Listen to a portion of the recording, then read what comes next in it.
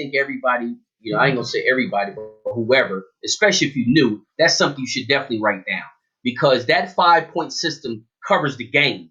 You know what I'm saying? It covers the And whole.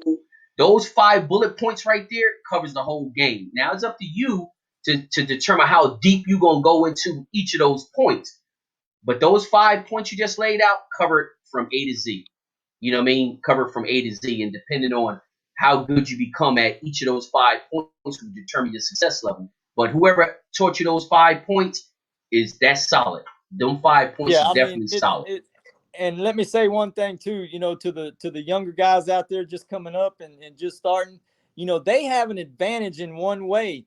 There Mm-hmm. is a lot of well-bred chickens that are being let out over the last 10 years that when I Right. started, you couldn't get those roosters. Okay, when it became illegal in all the states right there, a lot of people started letting some brood fowl, go because Mm-hmm. they just didn't want to mess with it no more.